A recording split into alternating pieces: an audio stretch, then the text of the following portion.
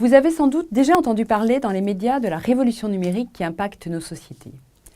Comprendre et prendre conscience de tous les enjeux de cette révolution est indispensable pour vous permettre de profiter de toutes les opportunités qui vont s'offrir à vous si vous savez les repérer.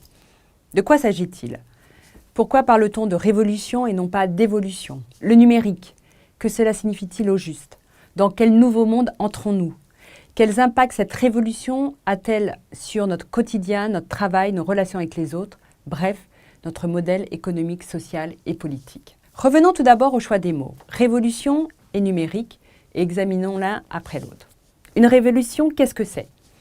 Étymologiquement, c'est un nom qui vient du latin revolutionem, formé à partir de la racine volve, qui signifie rouler, et du préfixe re, qui indique un retour en arrière ou un recommencement. Appliqué au contexte historique qui nous intéresse et à son sens figuré bien sûr, la révolution décrit un changement brusque dans l'organisation de la société prise dans son ensemble. Voilà pour révolution.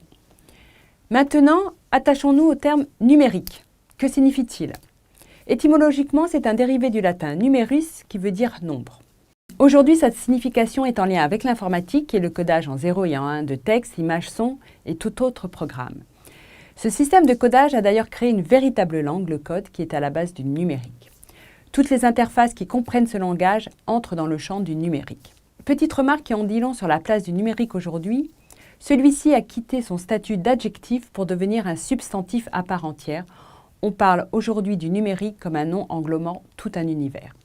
Petite question, régulièrement on peut lire et entendre en lieu et place de numérique le mot digital. Est-ce la même chose? L'utilisation en France du terme digital vient du terme anglais qui veut dire nombre. En revanche, en français, digital vient du latin digit, qui signifie doigt ou de l'épaisseur d'un doigt.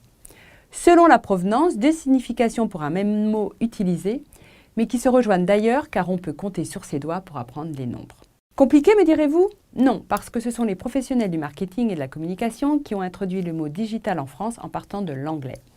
Cela induit donc que l'adjectif ou substantif digital se rapporte davantage aux usages du numérique qu'à sa globalité. D'où l'intitulé de ce cours qui se nomme la révolution numérique et non pas la révolution digitale.